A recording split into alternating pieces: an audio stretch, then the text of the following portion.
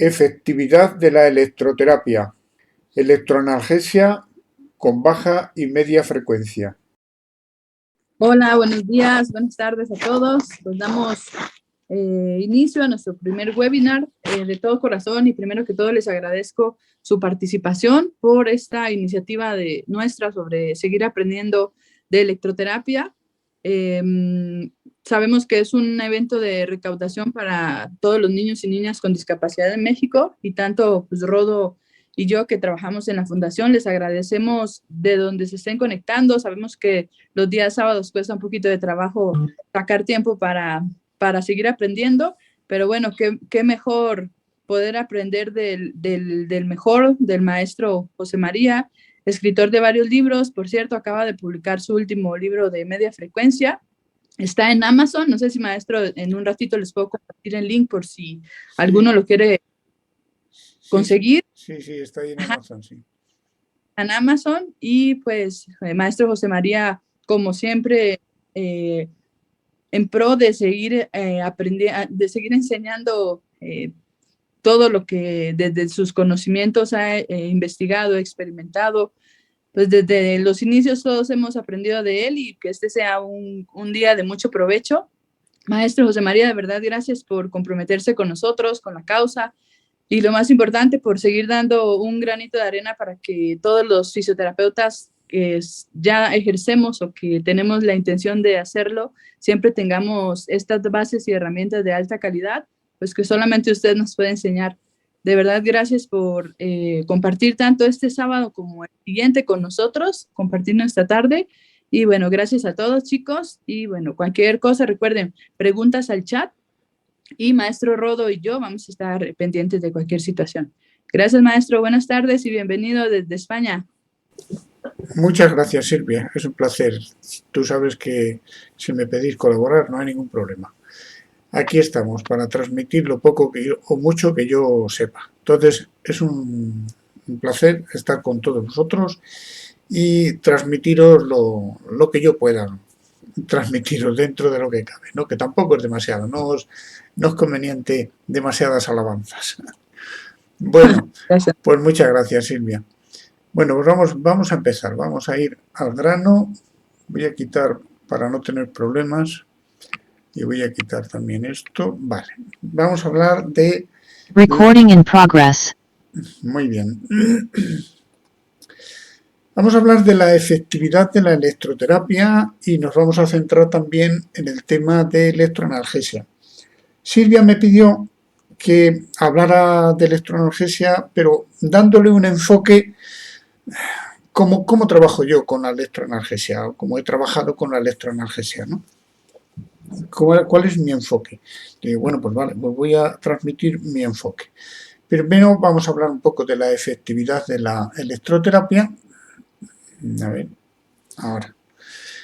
Y tenemos que decir que, primero, la electroterapia es para tratar patologías o es para entrenar a deportistas. Yo creo que la electroterapia es sobre todo para patologías. Entrenar a deportistas, pues bueno, eso lo puede hacer cualquiera. Ahora, lo importante y lo difícil es un trabajo profesional, tratar patologías. Es muy frecuente, o relativamente frecuente, que a veces apliquéis unos electrodos porque decís, bueno, quiero fortalecer esta musculatura que está atrófica. Colocáis los electrodos donde dicen las técnicas que hay que aplicarlos y resulta de que esos músculos no salen. Aparecen los opuestos, aparecen los antagonistas. ¿Cómo resolver eso?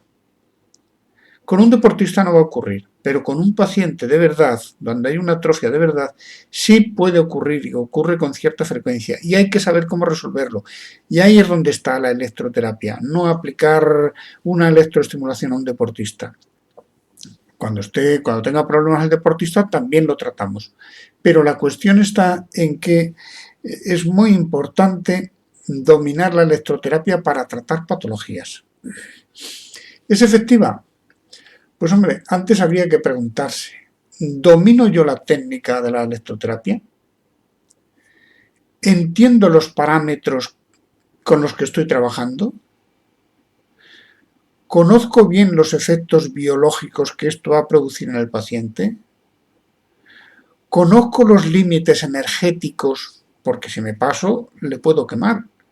Y si me quedo corto, no soy efectivo.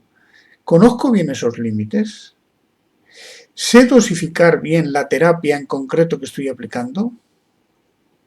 ¿Conozco las contraindicaciones? Si somos capaces de respondernos a todas estas preguntas, pues bueno, más o menos lo dominamos. Ahora, si hay alguna que fallamos, ya hay muchas que también, por ejemplo, domino la técnica. Muchas veces creemos que la dominamos, pero no la dominamos, no dominamos la técnica. Entonces es necesario práctica. Hay que conocer la electrofísica de la energía aplicada, porque además no aplicamos una, aplicamos varias.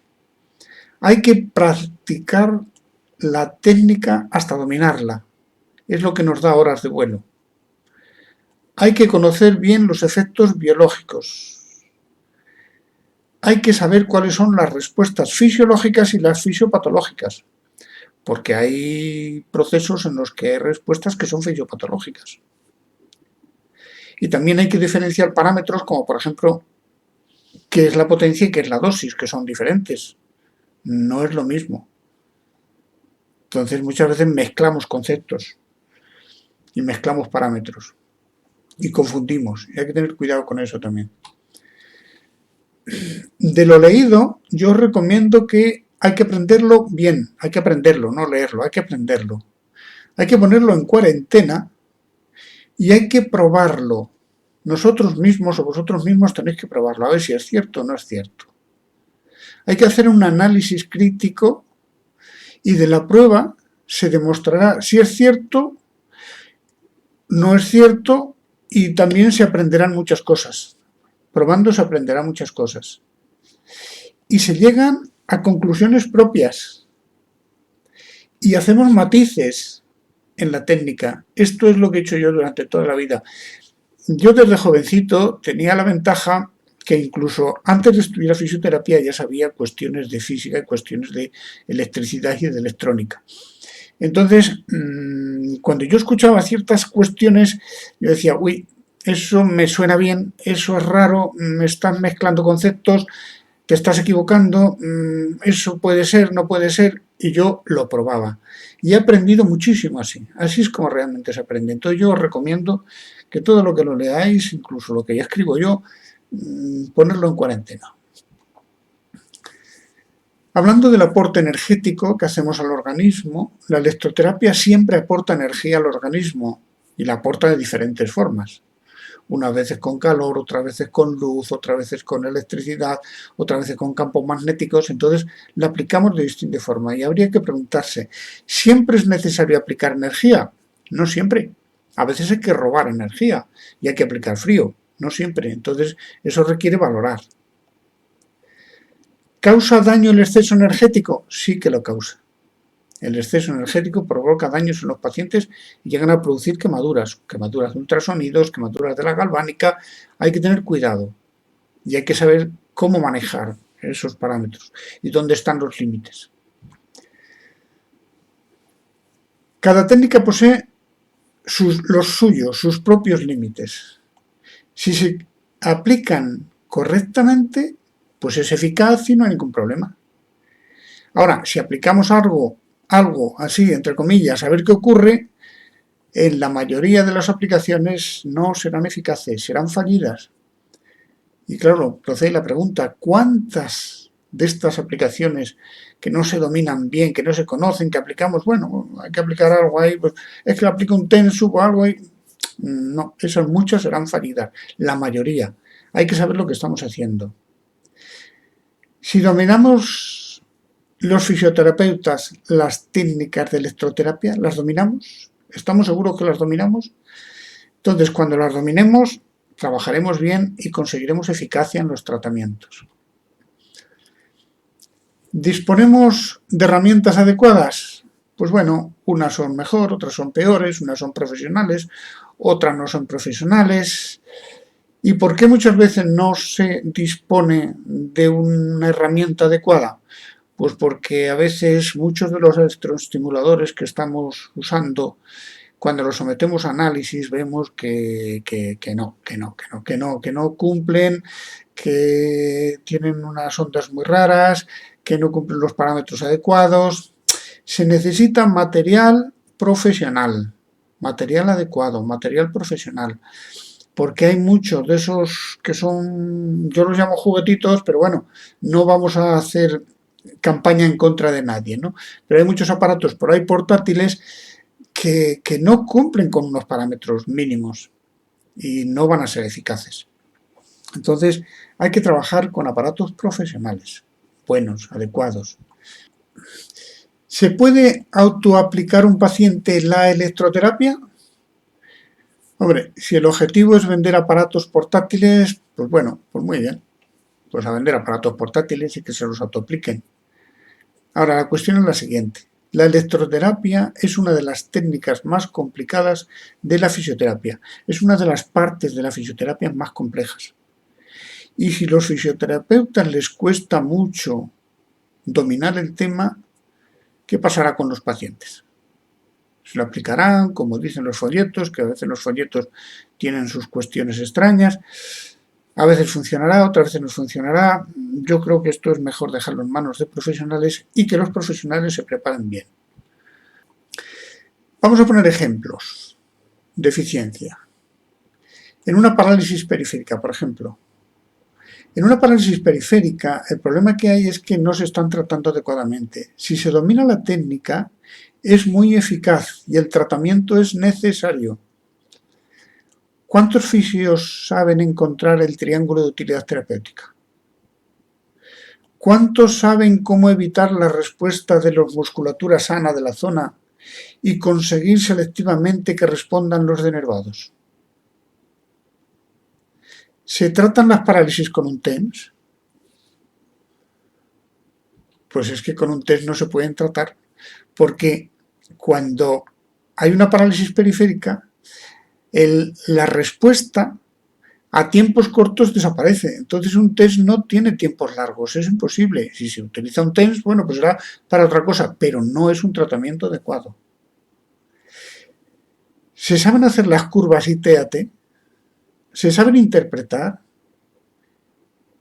¿En qué zona de la gráfica se sitúan las respuestas de las parálisis periféricas? ¿Sabemos todo eso? ¿Sirve para algo la reobase, la acronasia, el cociente de acomodación, que normalmente es lo que se aprende? Porque cuando se da este tema, todo el mundo habla de la reobase, la acronasia, el cociente de acomodación. Pero es que eso no vale para nada. Eso no sirve para nada. Eso fue un atajo que se hizo para evitar tener que hacer todo esto que hay aquí. Claro, esto cuesta tiempo y cuesta trabajo. Pero aquí hay un montón de información que nos la perdemos. ¿Y qué hace el tema de la reobase? La reobase es este punto, la acronasia es este punto de aquí, y el cociente de acomodación es dividir esto entre esto. Y dice, si la división da un valor alto, si la reobase da un valor bajo y la acronasia da un valor bajo, no está mal la cosa. Pero claro, y todo lo que ocurre por aquí en los intermedios, que ahí es donde está la información importante. En el caso de esto, yo insisto, aunque no es electroanalgesia, pero yo hago mucho hincapié en este tema, porque cuando entendamos todo esto, entendemos la electroterapia de baja y de media frecuencia. Si aprendemos todo lo que hay aquí, que no es el tema, pero todos los parámetros que salen aquí y lo que significa cada punto de estos, si entendemos el porqué, el ascenso de esta curva triangular, hemos aprendido muchísimas cosas. Entonces, tenemos ahí una tarea muy compleja. Y este es un ejemplo, lo utilizo como ejemplo de que muchas veces no dominamos tan bien las técnicas. Vamos a hablar de electroanalgesia. Mi enfoque, porque Silvia me lo pidió, ¿no? ¿Cómo enfoco yo el tema de la electroanalgesia? Primero, ¿hay dolor o hay dolores? Yo siempre digo que hay dolores. Hablar de dolor en genérico para mí no es nada. Hay dolores. Cada dolor es diferente. Y cuando el paciente dice, me duele aquí, siempre hay que saber qué tipo de dolor es el que tiene el paciente, ¿no?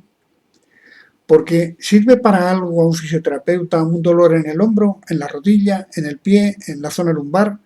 Pues en principio no sirven para mucho, porque si hay un paciente que me dice, es que me duele el hombro, bueno, pues le duele el hombro, póngase ahí que le pongo un calor. Bueno, acertaré o no acertaré. ¿Me duele la rodilla? Pues póngase ahí que le voy a poner una corriente.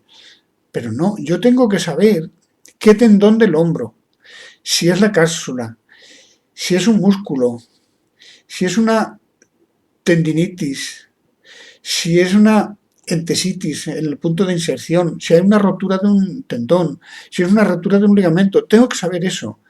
Y de acuerdo a eso, yo me centro y voy justo a lo que tengo que tratar. Porque si tengo, por ejemplo, un problema en la corredera bicipital, pues me tengo que centrar allí y tengo que buscar cuáles son las causas de por qué hay un dolor en la corredera bicipital. Que tal vez el problema no esté en la corredera bicipital, tal vez esté en el bíceps o esté en una mal posición del hombro, porque se ha descentrado el hombro y hay que hacer un recentraje y tal vez con una maniobra de recentraje se pasan todos los problemas. O sea que hay que buscar cuál es la causa. En una rodilla puede doler, puede ser un menisco, puede ser el tendón rotuliano. Dentro del tendón rotuliano puede ser la inserción de la tibia, puede ser en el origen o la inserción en la rótula, puede ser a lo largo del trayecto, puede ser la bursa. En un pie, pues en un pie hay un montón de lugares donde puede doler un pie. Entonces yo tengo que localizar si el problema es, pues yo qué sé, un neuroma, o el problema es una contractura muscular, o es un problema en la fascia del pie, o es un problema, pues hay muchos problemas que tengo que localizar. Y de acuerdo a lo que me encuentre, pues tengo que actuar. Lo primero que tenemos que hacer es explorar y detectar dónde está el problema, cuál es el problema. Hay que llegar a una conclusión de cuál es la causa de esa patología. Hay que diseñar la técnica adecuada dentro del bagaje que tenemos, las posibilidades que tenemos y las técnicas que tenemos en la electroterapia, aunque nos vamos a centrar en este caso en baja y media frecuencia. Pero también podemos hacer referencia en algún momento determinado a una técnica de termoterapia. No pasa nada, podemos hacer referencia a ella, ¿no? Y luego tenemos que aplicar observando si funciona o no funciona, porque tal vez nuestra estrategia que hemos planificado pues no termine de funcionar y hay que modificar a las 2 sesiones, a las 3 sesiones, y no hay que esperar a 20 sesiones. Yo soy de los que digo que tienen que funcionar las cosas a la primera, segunda, tercera sesión. Si no funciona en la tercera, algo va mal. No estoy yendo por buen camino. Tengo que buscar otra alternativa. Entonces vamos a tener 3 tipos de dolor. Bajo mi punto de vista vamos a tener 3 tipos de dolor. Sobre todo para cómo atacarlos, ¿no? Vamos a tener dolores mecánicos, dolores bioquímicos y dolores de origen neurogénico o neurálgico, como lo queréis llamar. ¿Qué es un dolor mecánico? Un dolor mecánico muchas veces, pues una malposición articular va a provocar un dolor, pues una rotación vertebral que produce un pinzamiento en una raíz nerviosa. Pero claro, ahí va a haber un dolor de tipo neurogénico y a la vez esa alteración mecánica me va a generar un pinzamiento. Pero ¿cuál es el origen? Pues seguramente si ataco a la parte mecánica, libero el pinzamiento y automáticamente el dolor del nervio se pasa. O sea que tengo que buscar cuál es la causa. Dolores bioquímicos son aquellos lugares donde hay problemas de inflamación o incluso acúmulo de toxinas por un músculo que lleva mucho tiempo contracturado, que se están acumulando una cantidad de sustancias ahí, de detritus, digamos, generados por un metabolismo exagerado o débil, pero que no se limpian, no se mueven, no se trasladan de allí. Entonces hay que atacar bioquímicamente también, electroquímicamente.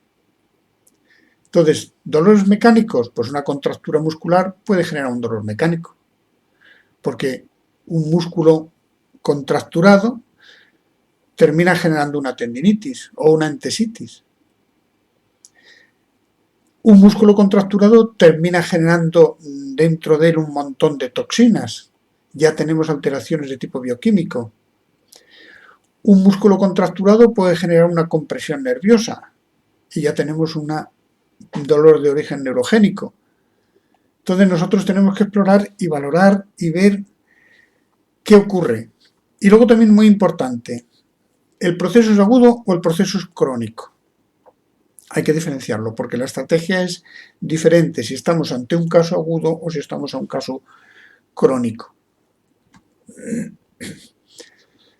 ¿Cómo se trata un dolor mecánico o cómo enfocar un dolor mecánico? Normalmente los dolores mecánicos con electroterapia se van a tratar provocando contracciones musculares.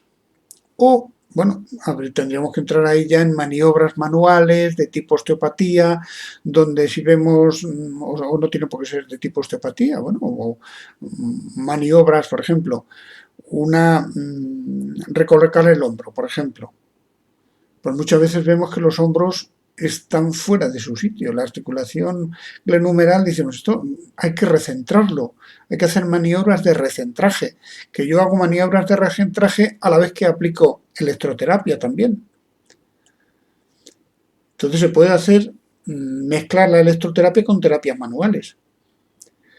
Entonces muchas veces el corregir una malposición articular y el liberar a músculos de contracturas evita muchos dolores de tipo mecánico.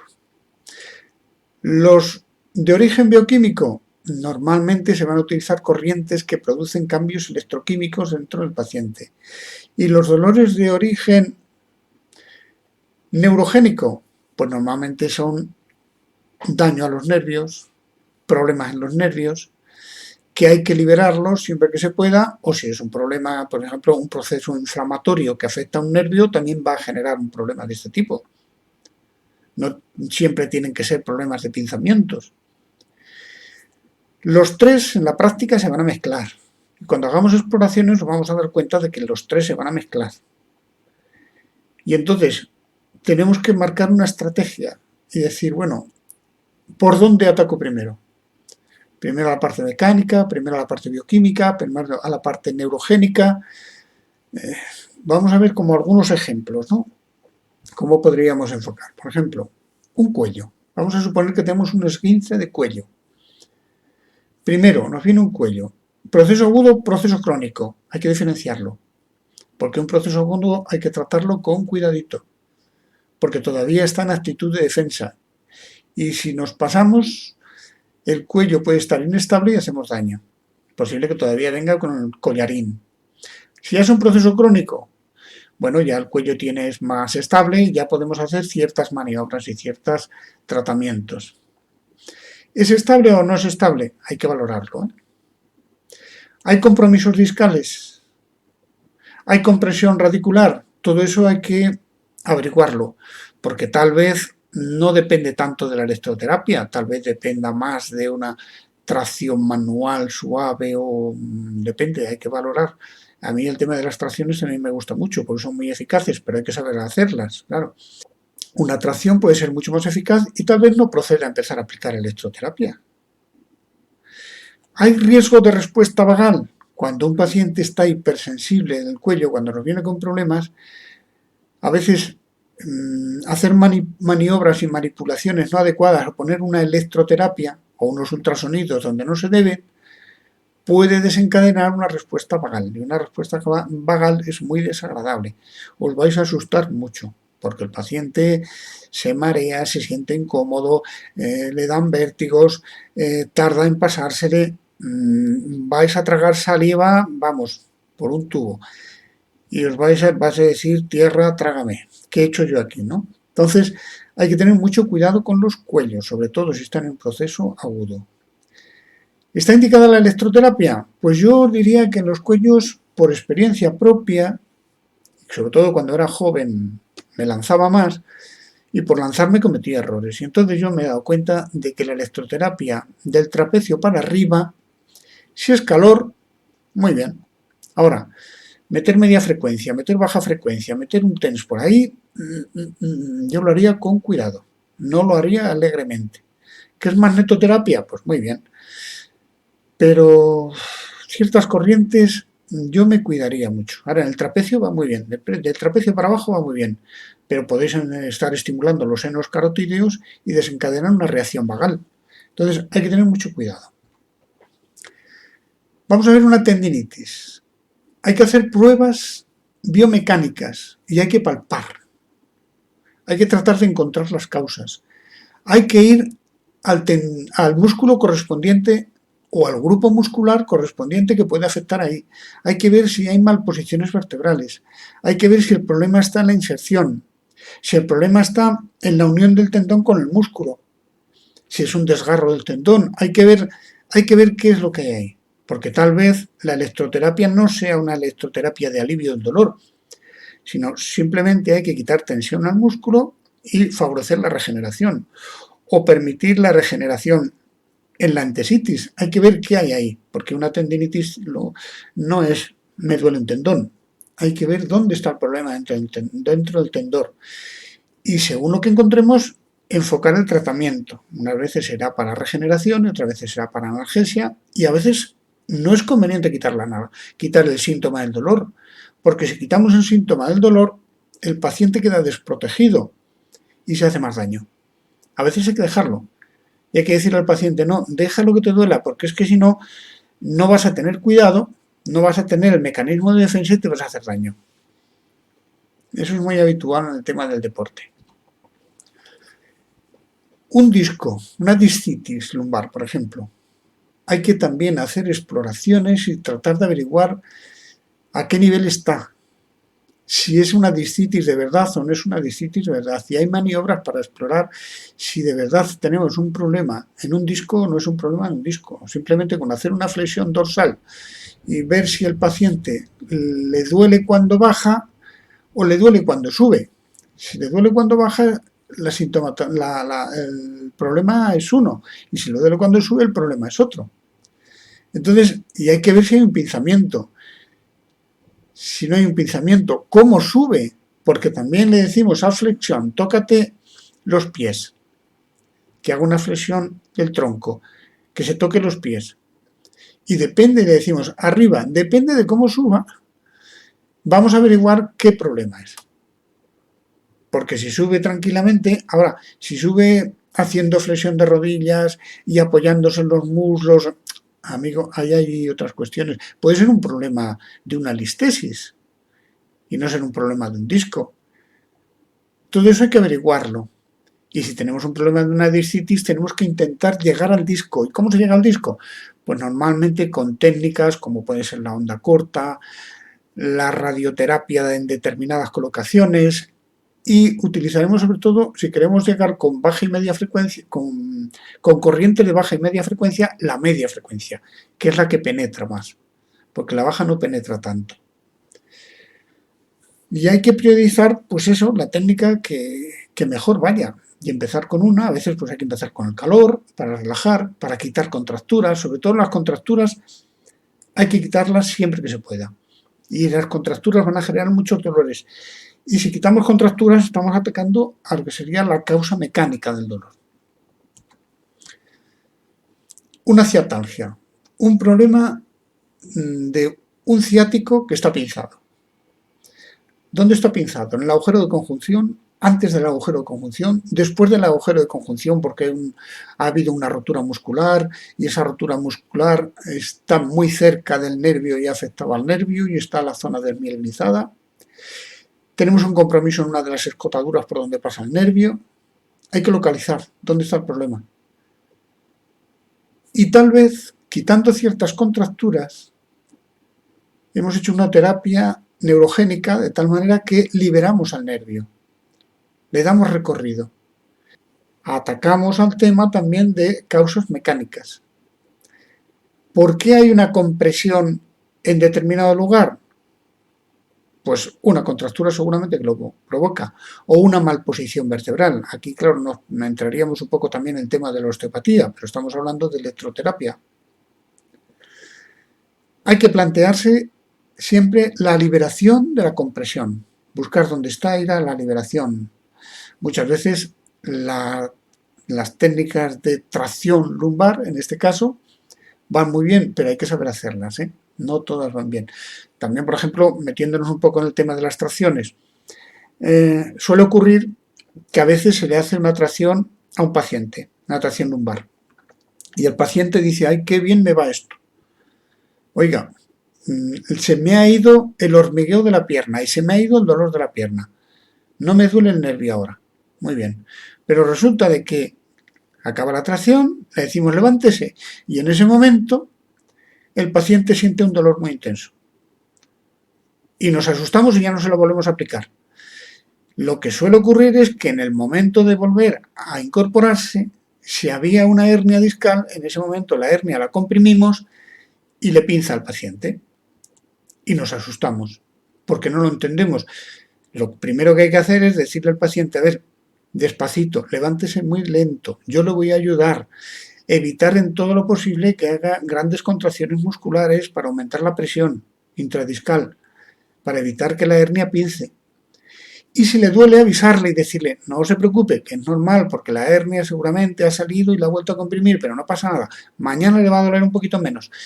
Y no hay que asustarse, porque muchas veces hay gente que tiene esa mala experiencia por decirle al paciente que se levante alegremente y al día siguiente ya no le vuelve a aplicar la tracción.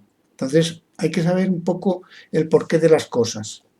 Ante todo, en el caso de dolores de tipo neurálgico, hay que luchar mucho por bajar el dolor, porque es muy desagradable.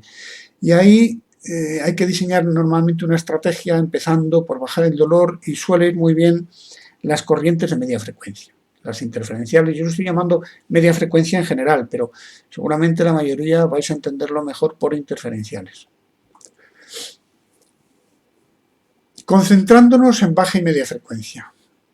Corrientes para efecto electroquímico, corrientes para efecto sensitivo, corrientes para respuesta motora y corrientes que vamos a tener varios efectos a la vez. Las corrientes para efecto electroquímico van a ser los dolores donde vamos a tratar de producir reacciones electroquímicas dentro del paciente. En procesos inflamatorios o en procesos cronificados donde queremos liberar detritus y mover que ella aumente la circulación y que se alave la zona de detritus. Estímulo sensitivo normalmente va a ir destinado a dolores de tipo neurogénico,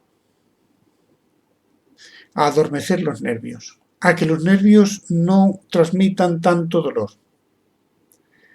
¿Y corrientes para respuesta motora? Pues vamos a trabajar los músculos para que se relajen, para liberar contracturas, para liberar tensiones musculares. Y a veces podemos diseñar una corriente que contiene varios efectos, como por ejemplo el sensitivo y el electroquímico. Y luego, cuando apliquéis una corriente, ¿hay riesgo de daño galvánico en esa corriente? Preguntarlo siempre. Las corrientes que sean monofásicas, que tengan polaridad, que tengan determinada anchura de pulso, determinada reposo, determinada frecuencia, hay que preguntar, ¿estas tienen riesgo de hacer daño galvánico? Si lo tienen, hay que ver cómo se hace, ver cómo se aplican para no generar daños, que lo hablaremos ahora, más adelante, ¿no? ¿Qué hay que hacer para no generar daños?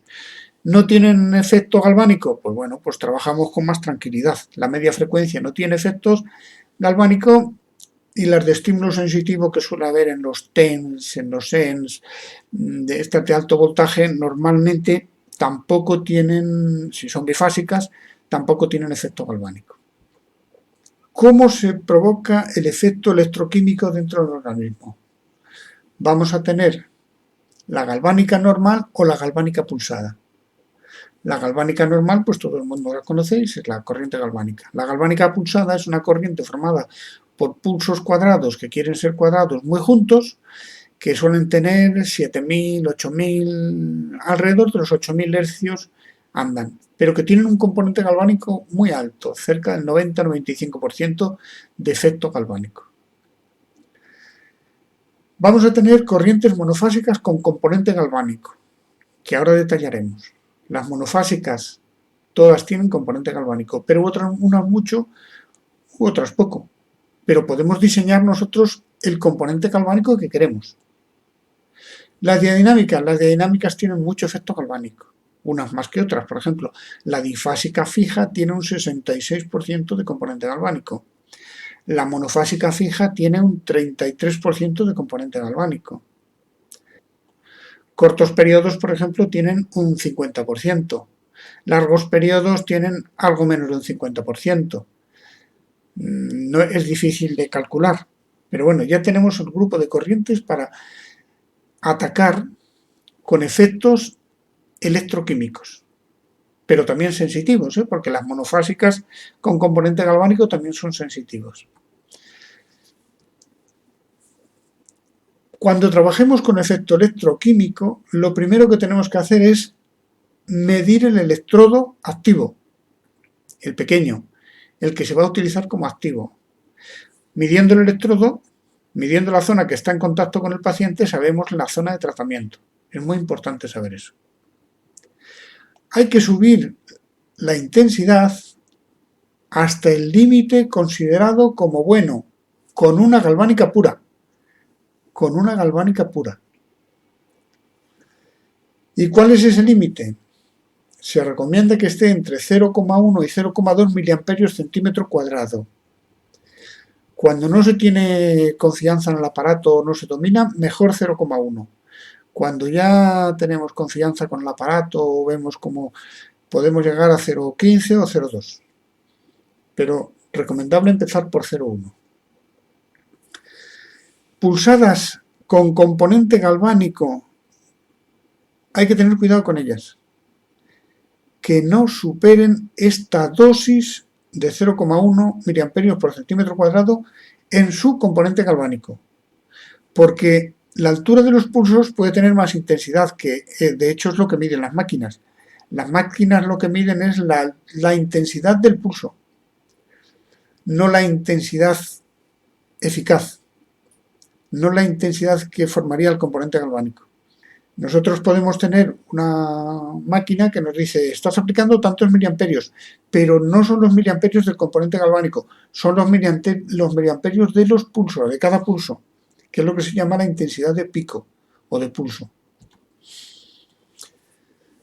Para estímulo sensitivo vamos a utilizar monofásicas pulsadas con componente galvánico, bifásicas pulsadas que ya no tienen componente galvánico.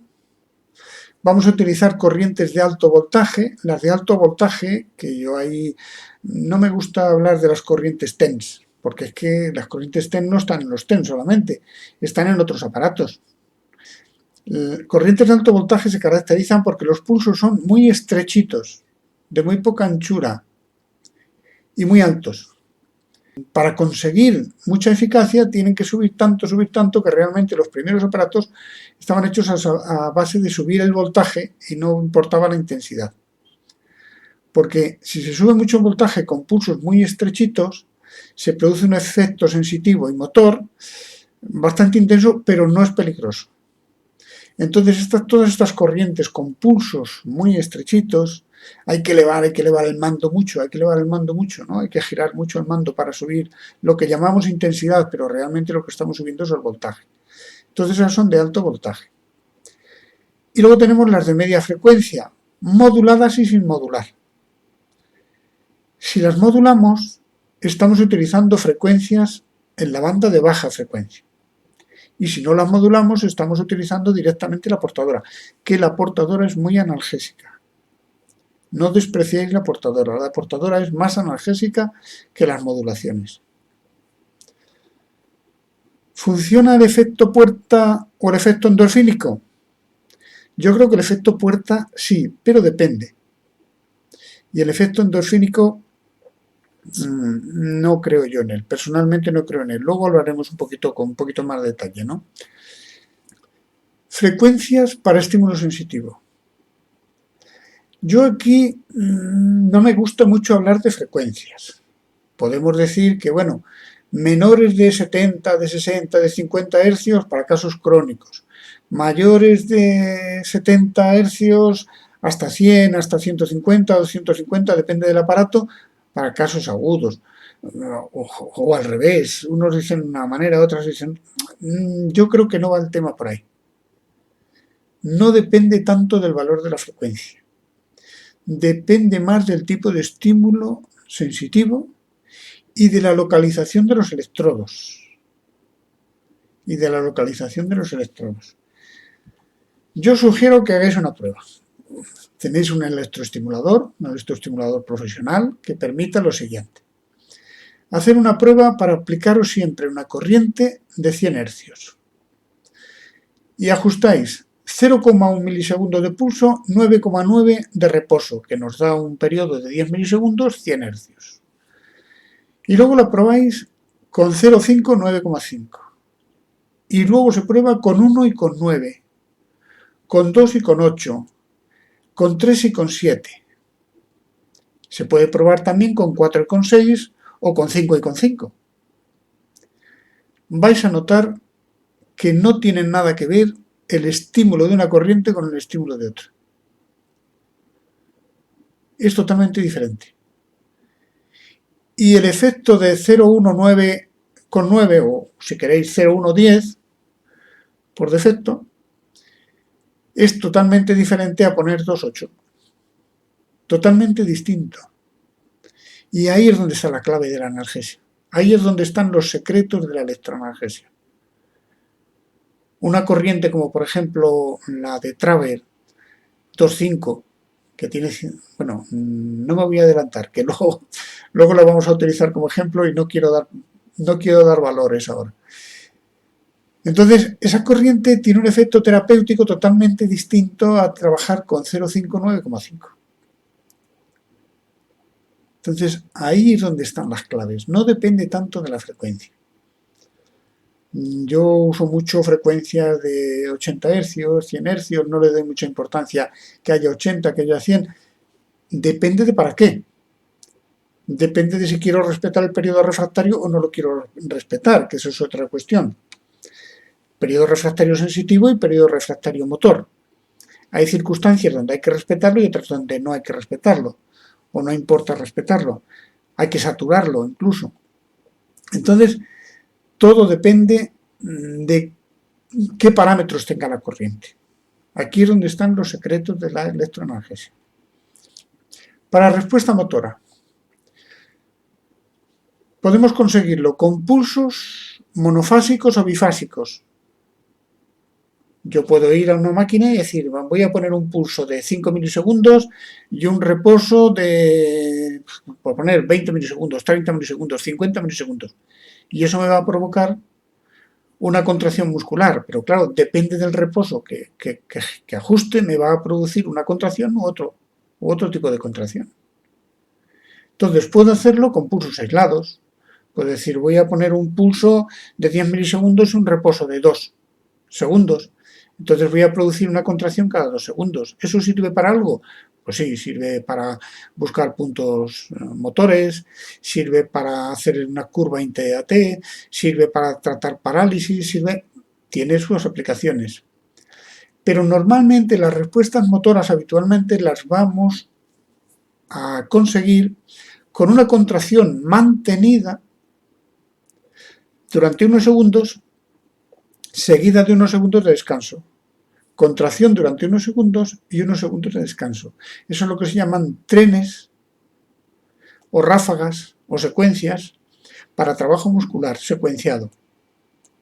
Y tenemos trenes de baja frecuencia, trenes de media frecuencia y trenes de alto voltaje. Los trenes de alto voltaje están los típicos de los ENS. Los ENS son los trenes de alto voltaje. Trenes de media frecuencia, la corriente de Koch. Trenes de baja frecuencia, la corriente farádica. O cualquiera que yo me diseñe. Yo me puedo diseñar una corriente y aplicarlo. Los bursts de alto voltaje, yo no lo metería en los trenes. Esa es otra historia. Pues son trenes demasiado cortos.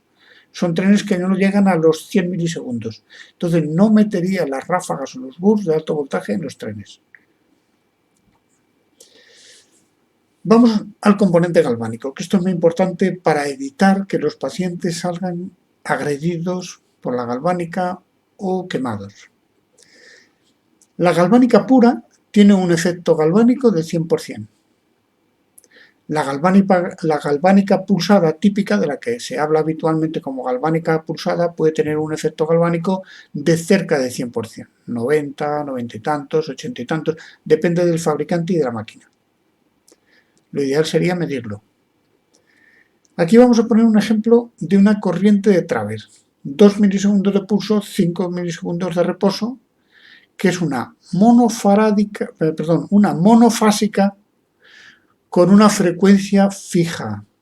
Es decir, se aplica continuamente. No hay ráfagas, no hay secuencias, no hay trenes. Se aplica continuamente. Lo primero que hay que tener en cuenta es que cuando apliquemos esta corriente normalmente se dedica a estímulo sensitivo y no a respuesta motora. Y si se produjera una respuesta motora, el músculo estaría contraído continuamente durante el tiempo que esté la sesión. Y no es normal que un músculo esté contraído de una forma importante durante varios minutos. El músculo hay que hacer que trabaje y que descanse. No debe estar contraído continuamente. Hombre, si es una contracción moderada que no pasa nada, bueno, vale. Pero si es una contracción importante hay que evitarla. 2 milisegundos de pulso y 5 milisegundos de reposo dan un periodo de 7 milisegundos. Periodo de 7 milisegundos. Si aquí este pulso durara 7 milisegundos, todo esto estaría ocupado por un pulso. Aquí ocurriría lo mismo, aquí ocurriría lo mismo. Entonces la hemos convertido en una galvánica.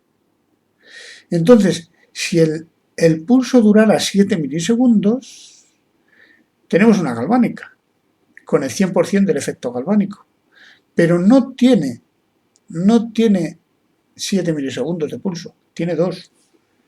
Entonces hay que plantearse lo siguiente y decir, si tuviera 7 milisegundos, el efecto galvánico sería del 100%.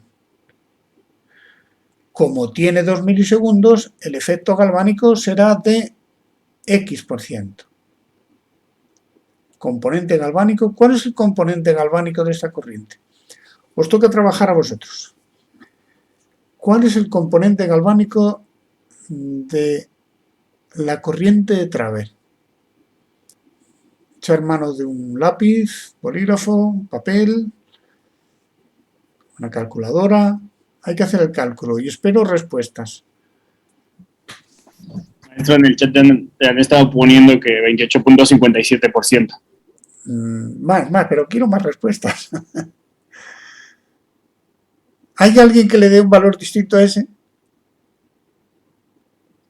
Es que quiero que lo hagan todos.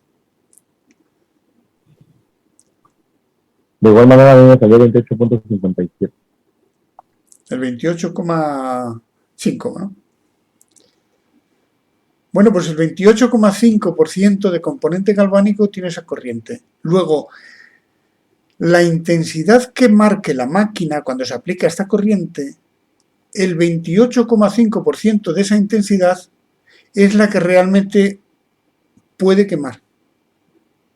El 28,5% de esta corriente, ese valor es la que puede quemar. Hay otra fórmula que la tenéis que aprender, que es esta. La intensidad eficaz, que es ese componente galvánico, es igual a la intensidad de pico o de pulso, que es lo que marca la máquina, por el tiempo del pulso, por la frecuencia y por 1. ¿Qué es ese 1? Ese 1 pueden ser varias cosas. Puede ser un segundo, es decir, lo que ocurre en un segundo, porque cuando hablamos de intensidad siempre estamos hablando de lo que ocurre en un segundo. No estamos hablando de lo que ocurre en toda la sesión, estamos hablando de lo que ocurre en un segundo. Pero ese 1, si es cuadrangular, el pulso, hay que ponerle 1 o el 100%. Si fuera triangular, el efecto sería la mitad, porque el área es la mitad, entonces ahí tendríamos que poner un medio. Si fuera una onda como la de las diadinámicas, tendríamos que poner 2/3. Pero bueno, como son cuadradas, no nos vamos a complicar la vida. Vamos a suponer lo siguiente.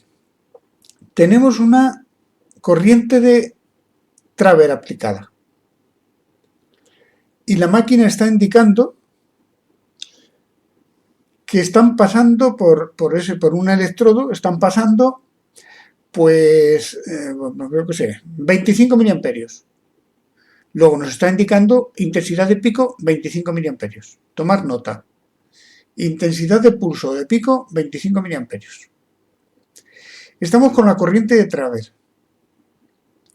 ¿Cuál es el tiempo del pulso? 2 milisegundos. 2. Frecuencia. La frecuencia de la corriente de Traver, para no perder mucho tiempo, ya la digo yo, vamos a poner 143 hercios. Está entre 142 y 143. 143 hercios. Hay que hacer el cálculo, pero fijaros en una cosa. La intensidad eficaz ¿nos dará más o nos dará menos que la de pico? ¿Qué tendrá que dar, más o menos? Hacer el cálculo, pensar en qué tiene que dar, en más o en menos. Y ahora hacer el cálculo. Habíamos dicho 25 miliamperios de pico, de pulso. 25 por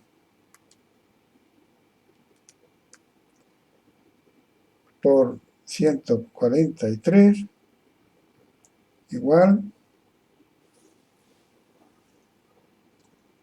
¿Cuánto da? Decidme resultados, ponerlo en el chat, como queráis. Venga, varios, que no sea uno solo.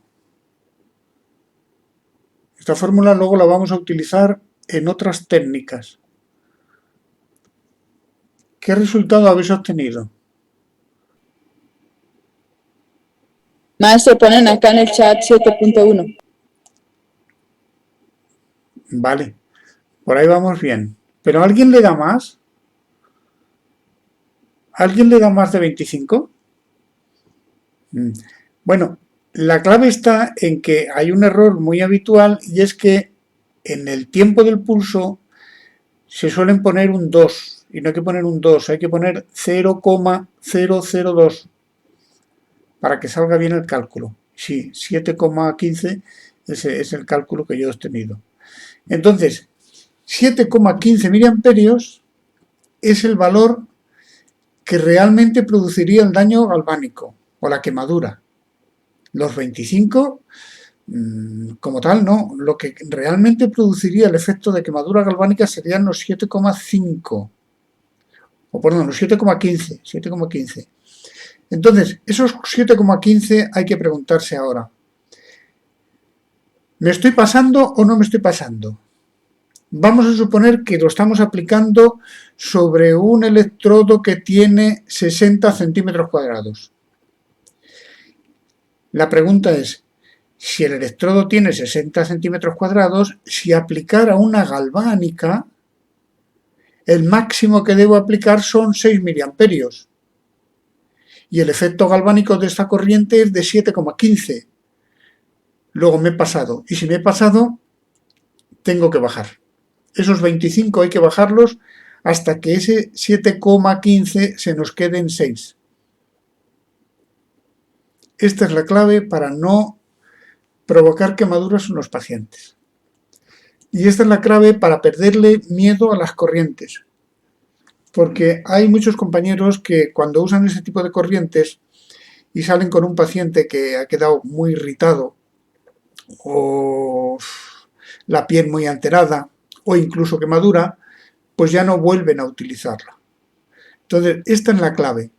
Si nosotros controlamos esto, no tendremos fallos. Y si no tenemos fallos, pues podemos trabajar tranquilamente. Y estas corrientes son más eficaces que los TENS.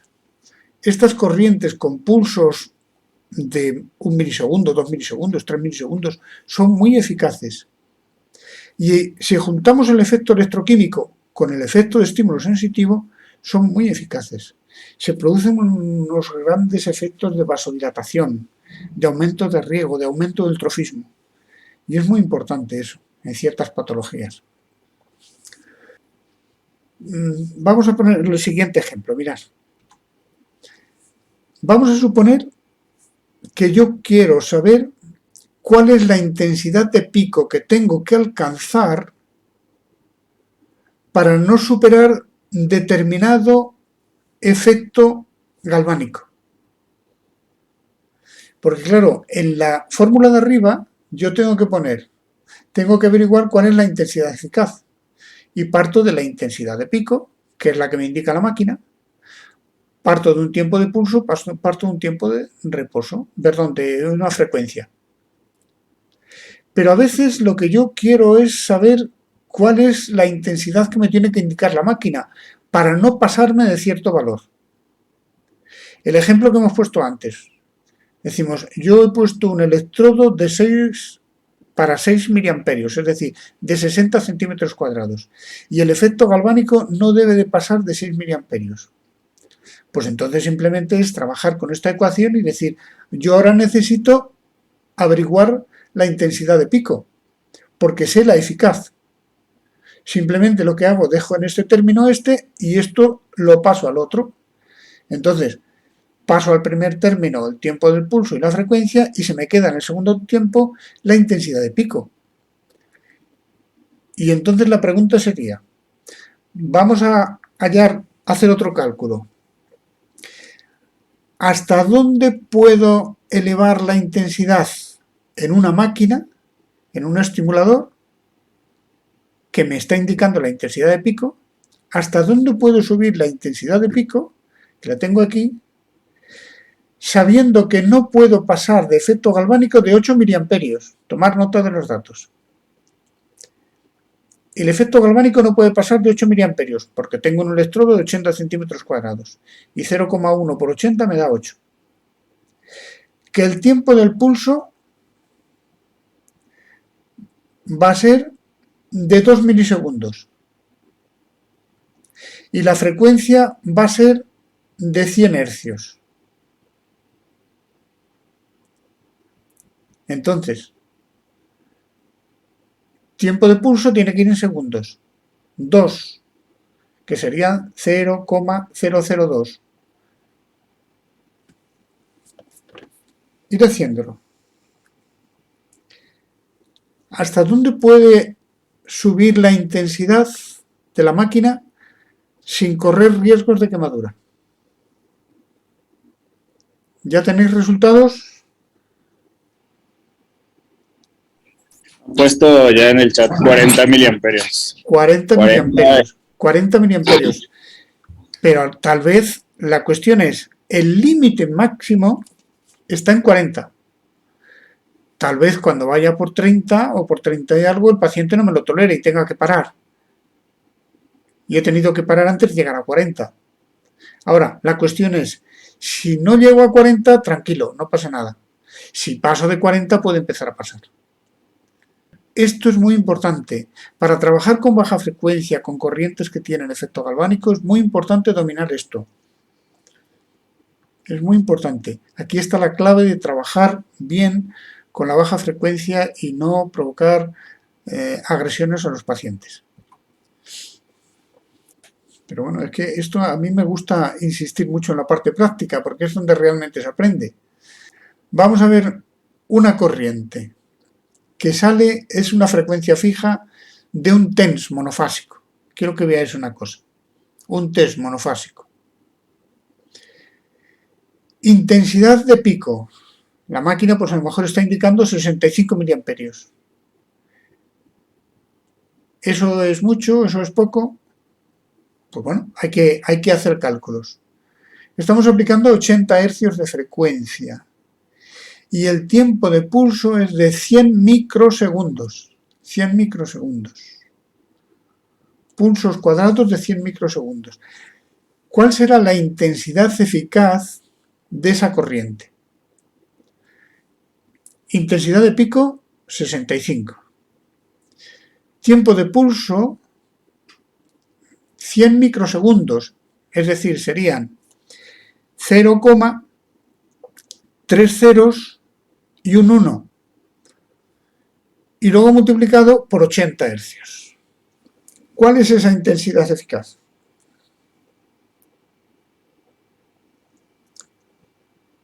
¿Ya tenéis resultados? Sí, van poniendo .52 en el chat, maestro. O sea que serían 0,52 miliamperios.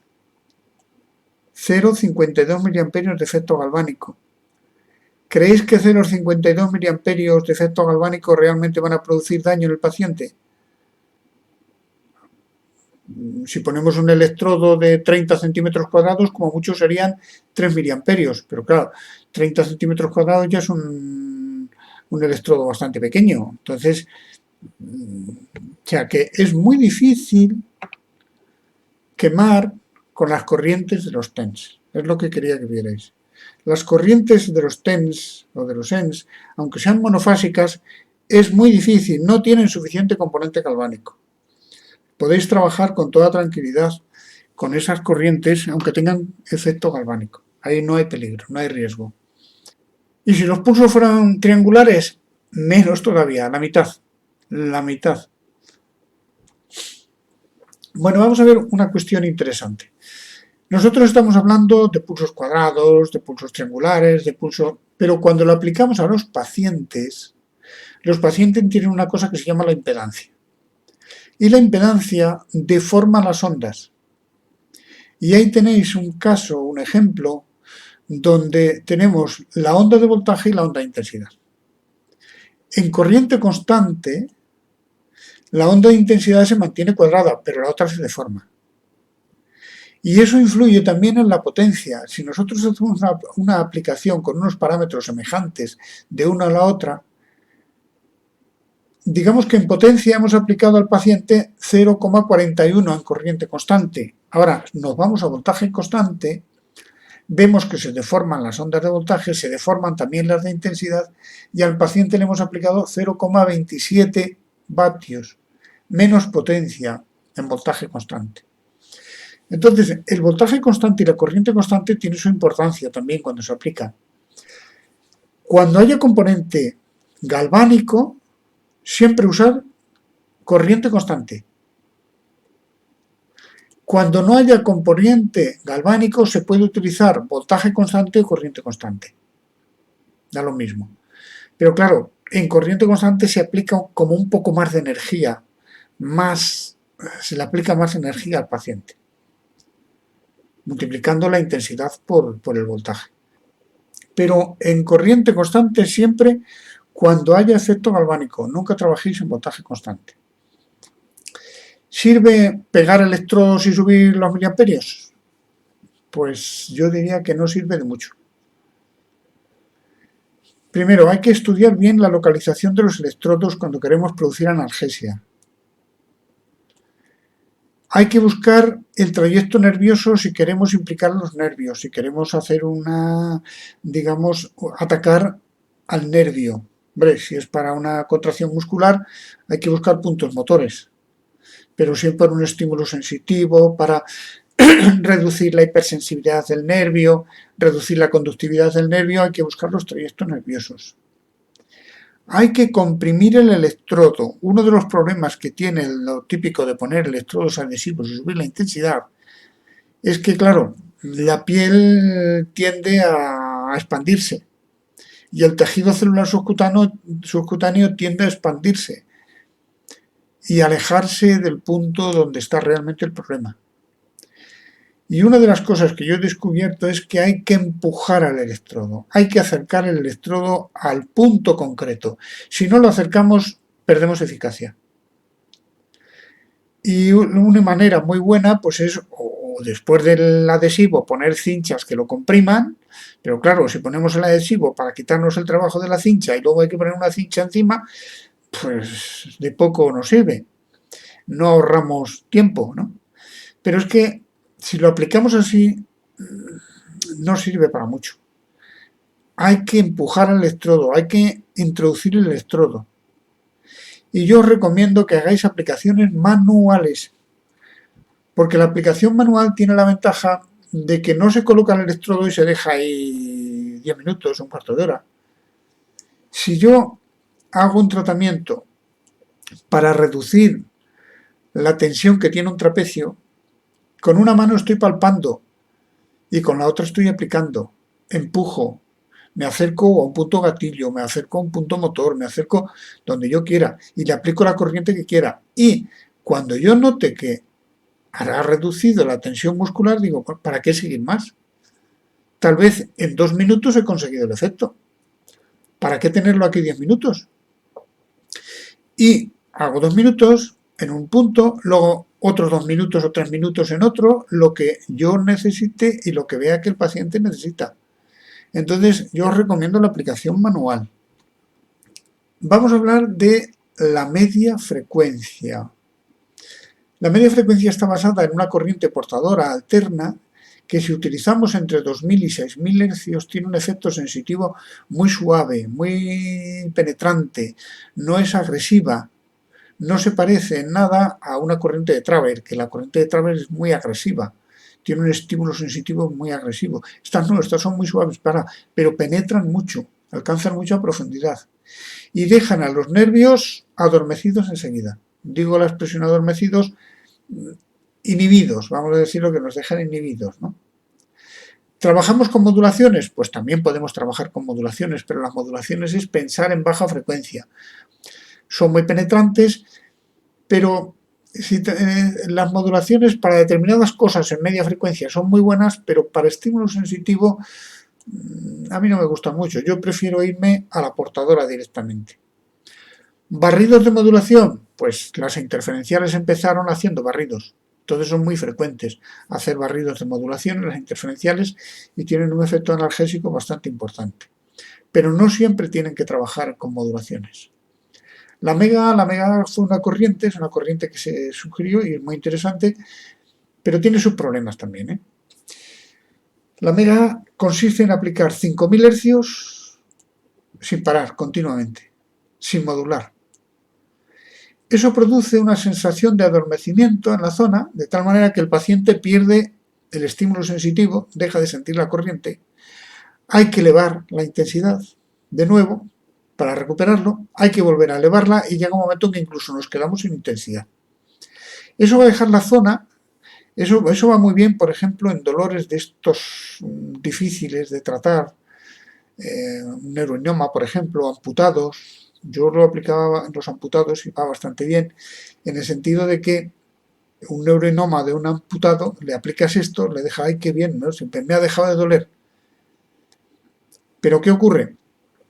Si le has tenido suficiente tiempo, la eficacia va a tener 2 horas, 3 horas, 4 horas, 5 horas. Y luego se pasa. Cuanto más tiempo le tratemos, más dura la eficacia. Pero Kurt tiene un problema también. Y es que al día siguiente va a necesitar un poco más de intensidad.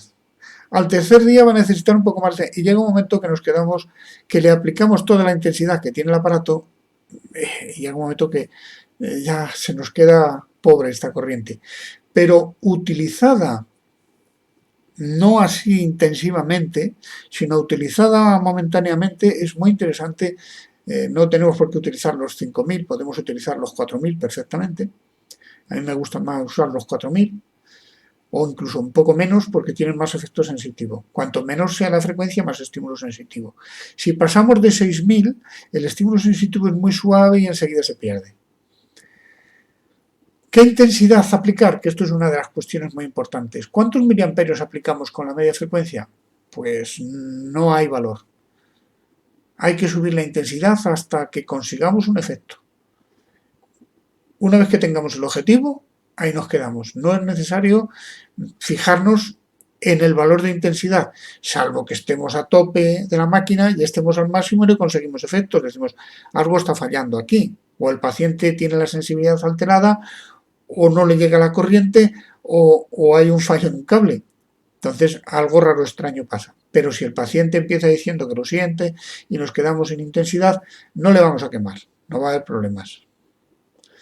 Aquí es donde ocurre con estas corrientes la despolarización de membrana, el efecto Wedensky. Aquí es donde aparece esa acomodación.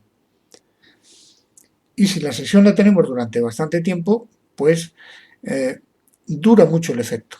De hecho, los pacientes cuando se lo aplican en las piernas suele ocurrir, y hay que decirles que cuando se levanten de la camilla que tengan cuidado que la pierna tal vez tienen, digamos, la propiocepción alterada y a veces ellos mismos dicen, ¡ay, que se me va la pierna! han perdido incluso la propiocepción. Dosis para el estímulo sensitivo. Lo mismo, hay que subir hasta conseguir un efecto sensitivo pretendido, buscado, que el paciente lo tolere bien. ¿Queremos mucho estímulo sensitivo? Pues que sienta mucho. ¿Queremos uno suavecito? Pues que sienta poco. Hay que evitar la respuesta motora.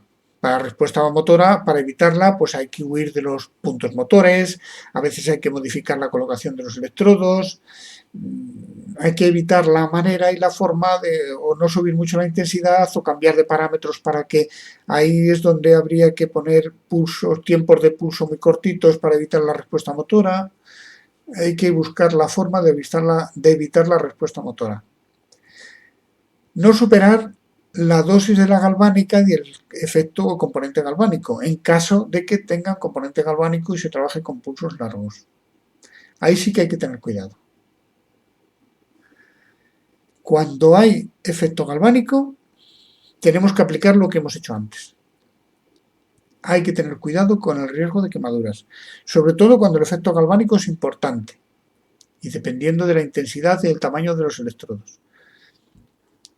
Ese efecto inhibitorio, que digamos es el efecto Wedensky, la inhibición de Wedensky, digamos que lo descubrió Gitelmeister, de tal manera que aplicando frecuencias muy altas se impedía la repolarización completa y sincrónica de la membrana. Entonces, esa despolarización lleva a una inhibición del trabajo nervioso. Quedan despolarizadas. Es decir, si nosotros respetamos el periodo refractario, que cuando buscamos respuestas motoras hay que respetarlo para que trabajen bien los músculos, pues hay que mandar un pulso, despolariza. Esperamos a que se repolarice la membrana.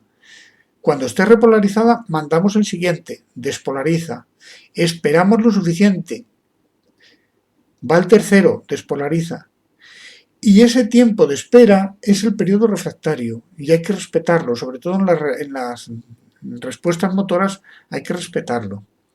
Si nosotros nos precipitamos y cuando todavía no se ha recuperado la repolarización de membrana, mandamos otro pulso, impedimos la repolarización, no conseguimos la despolarización, total que estamos interfiriendo en el proceso de repolarización de membrana. Y eso a veces hay que evitarlo y a veces hay que provocarlo. La media frecuencia, la portadora de media frecuencia, lo que hace es esto. Entonces dejamos a los nervios, sobre todo a los nervios, los dejamos, digamos, fuera de juego, los dejamos sin que puedan realizar bien sus funciones durante un tiempo, luego se recuperan. También hay polémicas en el sentido de si esto es positivo, es negativo, si se debe abusar o no se debe abusar. Vamos a las respuestas motoras. Aquí nos centramos un poco en el efecto endorfínico. Yo os decía que no creo mucho en él por lo siguiente, y claro, un neurotransmisor que se secretan en el sistema nervioso central. Se supone que entran en riego y si entran en el riego van a afectar a todo el cuerpo. Si tengo una contractura provocada, pues bueno, me va a inhibir esa contractura y las otras de al lado. Pero resulta de que si yo trato una contractura de un trapecio, por ejemplo, el de al lado no se relaja. Luego me parece a mí que eso del endorfínico no lo tengo yo tan claro. Sin embargo, probando yo he descubierto que hay cosas muy interesantes. Bueno, no es que lo haya descubierto yo, yo también lo he aprendido de otros autores. Yo os recomiendo que si podéis recuperar, digamos, literatura de Bernard, enseña muchísimas cosas. Yo he aprendido mucho. Lo que pasa es que ya es difícil conseguirlo. La cuestión está en lo siguiente. Si aplicamos una vibración muscular con una frecuencia entre 1 y 6 hercios y probamos si le va mejor al paciente 1, 2, 3, 4, 5, luego bajo 6, 5, 4, el paciente va a decir, ay, déjela ahí, que ahí es donde más me relaja. Entonces, una vibración muscular va a romper el círculo vicioso que se ha generado en el círculo alfa-gamma del estímulo que hay, digamos, de la inervación que hay o de la información que procede del uso neuromuscular, de tal manera que cuando el músculo está muy tenso, el uso dice que hay que tensar más. El músculo, la estriada se contrae más.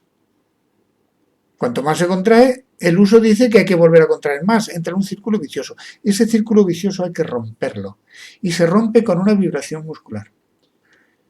¿Qué frecuencia? La que pide el paciente. Unos pacientes, dependiendo del momento, piden 2, otros piden 3, otros piden 4. Incluso un día piden una y otro día piden otra, según vaya evolucionando. Y eso a mí me da unos resultados impresionantes, espectaculares, para relajar músculos, para quitar problemas, contracturas musculares. Además, se quitan en 2-3 minutos. ¿Cómo conseguir esa vibración?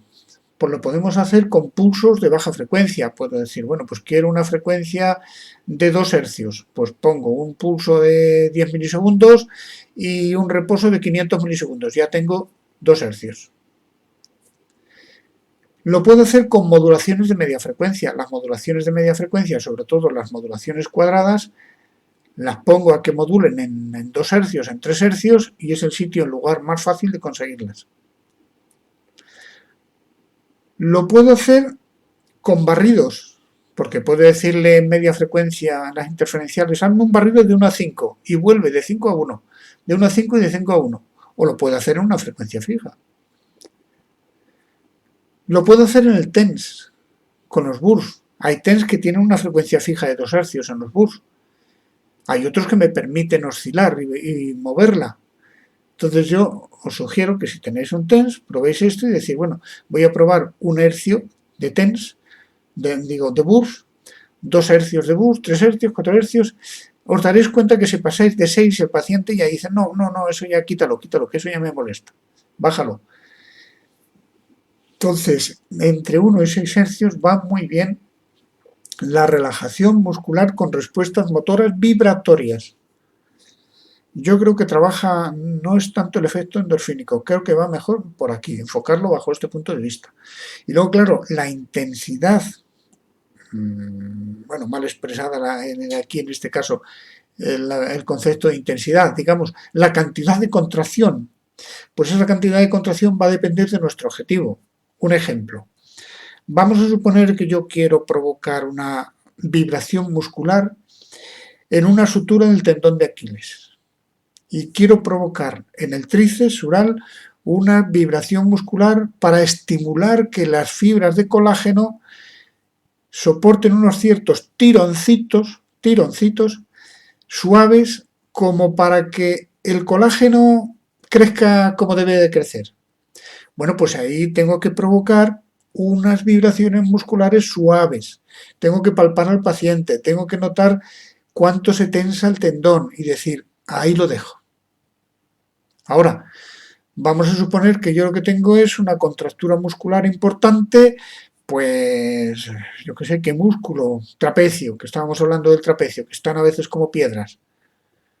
Pues como no consiga penetrar en el trapecio y no consiga entrar en profundidad, que lo da a la media frecuencia, y como no consiga una contracción importante, que se note bien la vibración, no tanta como para que al paciente le duela, pero sí lo suficiente como para que se note una buena vibración, no voy a tener efecto adecuado. Entonces, ¿cuánta intensidad tengo que subir? Pues va a depender de mi objetivo, de lo que yo busco, de lo que yo pretendo.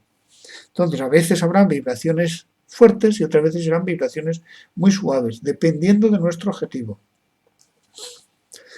Luego, van muy bien para relajar también los trenes cortos. ¿A qué llamo trenes cortos? Pues trenes que no tengan más allá de 2 segundos de trabajo. 2 segundos de trabajo y 1 segundo de descanso. Sobre todo, 1-1. 1 segundo de contracción, 1 segundo de descanso. 1 segundo de contracción, 1 segundo de descanso. Sin rampas. Que haya un tirón brusco. Que haya una tensión brusca aumentando y que haya una relajación brusca. Para romper el círculo vicioso en el que ha entrado la contractura muscular. Después de las vibraciones, esto viene muy bien. Entonces, hacer un tren con contracción brusca de 1 segundo, relajación brusca. de un segundo, contracción brusca de un segundo. Esos trenes cortos, como mucho pueden ser de 2 segundos, van también muy bien para relajar la musculatura. Y lo podemos hacer en baja frecuencia con la corriente farádica, en media frecuencia con la corriente de Koch, y en alto voltaje, pues en los ENS, tendríamos que entrar en los trenes con corrientes de alto voltaje y generar un tren de 1 segundo con 1 segundo y que las rampas sean lo mínimo posible. O sea, que podemos aplicar los trenes en baja frecuencia de la electroterapia clásica de baja frecuencia, la corriente de Koch en media frecuencia y en alto voltaje por los típicos trenes de los ENS. Luego también tendríamos trenes para la regularización de la función muscular y el riego muscular. Tenemos que aumentar el tiempo del trabajo. 2 segundos, 3 segundos, 4 segundos, 5 segundos, y el tiempo de descanso que sea el mismo o un poco mayor. Entonces, muchas veces para lavar un músculo, para hacer que un músculo que está contracturado durante mucho tiempo y dolorido, porque tiene un acúmulo de toxinas impresionante ahí, hay que lavarlo, hay que regenerarlo, hay que hacer que vuelva a circular la sangre por ahí y que se lleve todos esos detritus que se han acumulado. Pues entonces hay que hacer un trabajo muscular moderado, suficiente. No vamos a hacer una potenciación, pero sí tiene que ser suficiente como para que haya una compresión intramuscular con la contracción y luego que se relaje. Y al relajarse, darle tiempo a que llegue la sangre, a que llegue la linfa. Por eso hay que darle más tiempo al descanso que al trabajo. Luego vuelve la contracción, pero que sea suficiente como para que el músculo tenga presión intramuscular. Si no, el efecto de bombeo no funciona. Y entonces lo podemos hacer también con las farádicas de media frecuencia, perdón, en baja frecuencia, con la de Koch en media frecuencia y con los trenes de alto voltaje. Y luego ya entraríamos en otras cuestiones, ya sería potenciaciones muscular y demás, ¿no? Que hay otras respuestas motoras para conseguir otros objetivos. En las respuestas motoras normalmente tampoco hay que fijarse en la intensidad que se aplica. Hay que fijarse en el objetivo que se busca, en la tolerancia del paciente, en adaptar los parámetros a lo que se pretende. Hay que evitar daños tisulares, por ejemplo, muchas veces una gran contracción muscular muy brusca puede producir un daño muscular o un desgarro muscular o un arrancamiento. Pero no hay valores concretos, salvo que encontremos situaciones en las que decimos he elevado tanto la intensidad que tengo el aparato a tope de intensidad y no hay contracción. Algo raro pasa aquí. Luego, si algo raro pasa aquí, he colocado bien los electrodos, como otras veces y otras veces ha ocurrido y ahora no, algo raro ocurre. ¿Y qué suele ocurrir? Pues que hay una atrofia de tal manera que si he puesto, por ejemplo, 400 microsegundos de tiempo de pulso y no responde, he llegado al máximo y no responde, o responden otros músculos vecinos, es que ese músculo ha perdido la capacidad de responder normal. ¿Qué tengo que hacer? Alargar el tiempo del pulso, ya no me vale el ENS, tengo que ir a un electroestimulador clásico, irme a la farádica y ponerle en lugar de 1 milisegundo, pues ponerle 2, 3, 4, 5 milisegundos de tiempo de impulso y además ponérselo triangular. Y además en lugar de trabajar con la frecuencia que trabajaría para un músculo normal, por ejemplo de 50 Hz, tengo que bajar la frecuencia, tengo que irme a 30 Hz, a 20 Hz, lo tengo que buscar. Tengo que hacer una cosa que se llama hacer la curva intensidad-frecuencia. Tengo que encontrar sus parámetros. Si encuentro sus parámetros, aparece la respuesta que yo quiero. Por eso yo os decía que la electroterapia buena, la buena, está aquí. No está en aplicar una corriente a un músculo sano, porque un músculo sano siempre responde. Aunque no se le ponga los parámetros adecuados, él responde. Pero ¿qué ocurre cuando hay una patología? Ahí hay que saber cómo encontrar esos parámetros. Esos parámetros normalmente están en las curvas. En las curvas ITAT, cuando se hacen, salen esos parámetros. Haciendo las curvas, todo eso se ve. Yo os propongo, recomiendo, que hagamos tratamientos con una mano. Nos ponemos un guante. Ese guante es un guante que conduce la electricidad, hay que mojarlo. Nos ponemos un guante de vinilo entre este guante y nuestra mano, dejamos la otra mano libre para manejar el aparato. Y nos dedicamos a hacer galvanopalpación, es decir, a buscar zonas donde el paciente nota que la corriente le molesta. En una zona sana, el paciente dice, noto un calambre, pero ¿te duele? No, es un calambre. Hombre, si elevamos mucho la intensidad, ese calambre se convierte en doloroso también. Pero dentro de unos márgenes de normalidad, con una intensidad moderada, el paciente dice que en una zona sana dice, noto un calambre eléctrico, pero no me molesta, pero noto un calambre. Pero esa misma intensidad, si buscamos zonas que tienen un proceso patológico, inflamatorio, hipersensibilidad de la zona, esa hipersensibilidad convierte ese calambre en dolor.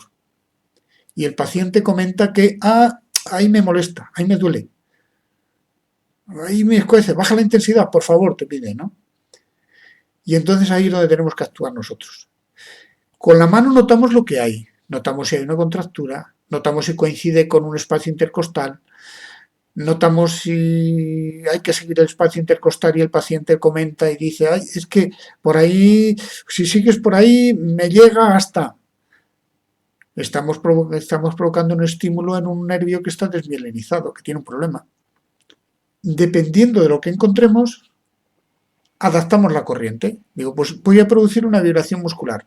Voy a la máquina, le pongo la corriente que yo creo que es más adecuada, dentro de todas las posibilidades que tengo, y se la aplico. Estoy ahí 3-4 minutos con la mano, muevo los dedos, o pongo muchos dedos, o pongo 2, o pongo 1. Puedo hacer presión mantenida también en los puntos gatillo. Estoy superponiendo terapias. Y en cosa de unos minutos, pues he tratado y he resuelto varios problemas. Y además es muy eficaz. Yo os lo propongo que lo hagáis. Vais a ver una aplicación con guantes y quiero que os fijéis en un detalle. Estamos haciendo una estimulación. En corriente constante, no perder el contacto, porque la máquina da alarma y la máquina incluso se bloquea y se para, depende del fabricante. Dice, error de electrodos. Si hacéis esto en corriente constante, pues claro, hay que hacerlo con una corriente que permita el voltaje constante, que no tenga efecto galvánico, que no haya riesgo de quemadura, porque en corriente constante el aparato os va a dar problemas. Y no podéis hacer eso. Pero si es en voltaje constante, sí se puede hacer eso. Se puede perder el contacto. Entonces, para estas técnicas tenéis que elegir voltaje constante, porque hay riesgo de perder el contacto. Bueno, mirad esto, es que esto es un vídeo que seguramente alguno ya lo habéis visto, lo tengo yo por ahí en mi canal. Leer, porque el diálogo, la paciente no me dejó que lo pusiera de viva voz, entonces hay que leer el diálogo que entre lo que yo le pregunto y lo que la paciente, yo primero paso la mano para que se vaya acomodando y se vaya acostumbrando a la corriente. Y busco zonas donde ella me diga que, bueno, por ahí no noto así mucho. Voy subiendo lentamente la corriente para que no tenga malas experiencias ni sorpresas desagradables. Y entonces yo le digo que, bueno, que si todo va bien, me dice que sí, que todo va bien. Bueno, digo, por ahí más o menos encuentro y empiezo ya a buscar. A ver si molesta. Si me dice que no molesta, subo un poco la corriente. Porque yo sé que ella tenía problemas por ahí. Luego, de alguna manera lo voy a encontrar, ¿no? Entonces ya me dice por ahí. Ahí lo hemos encontrado. Yo recuerdo en ese caso que lo que me encontré ahí fue una contractura muscular, un músculo pequeño. Le estuve primero haciendo un amasamiento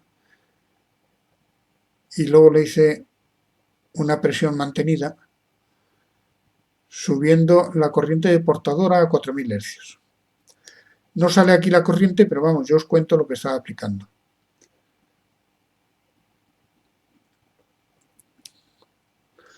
Le pido que soporte hay que trabajar con el límite de molestia, que lo soporte y que lo tolere bien, claro. La pido que aguante, yo estoy jugando con la intensidad, subiéndola lentamente.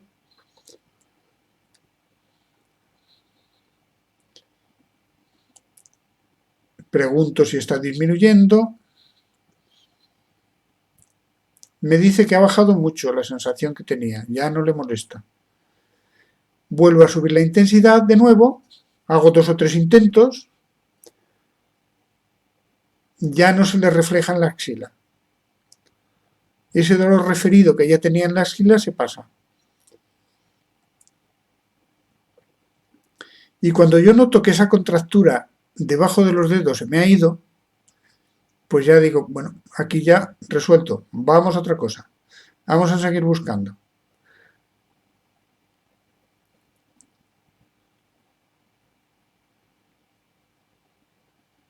Ahí duele, ahí está el problema, ahí hay otro problema.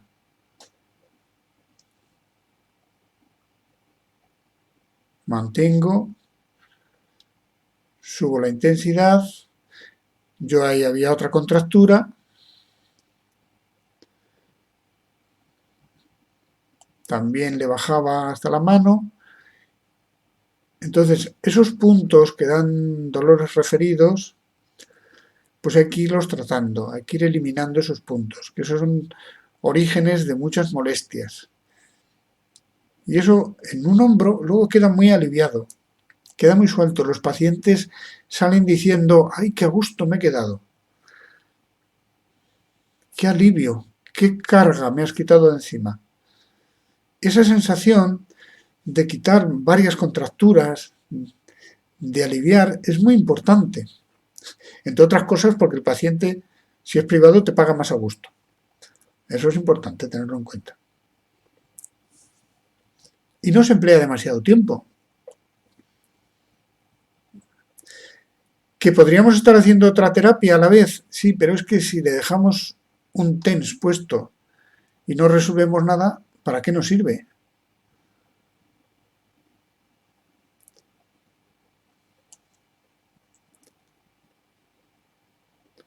Vamos al trapecio. A veces el trapecio, el supraespinoso.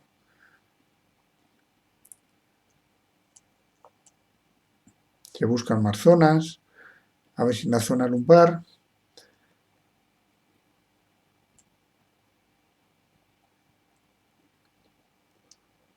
Ahí molesta bastante.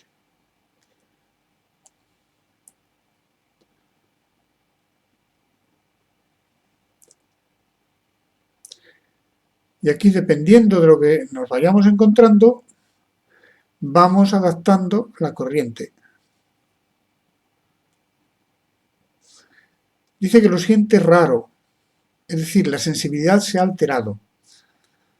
Lo siente extraño, lo siente raro, ya no siente el calambre, no siente la molestia, lo siente raro. Y además hay un efecto de vasodilatación. Aparece una respuesta de vasodilatación. Y eso también es muy importante. Eso también hay que tenerlo en cuenta. Ahora una pregunta que os hago a todos. A ver, ¿qué onda de las que se ven ahí es imposible? A ver, podéis abrir micrófonos, venga. ¿Qué onda de las que se ven ahí es imposible? No puede darse. ¿Qué número? Decidme, venga.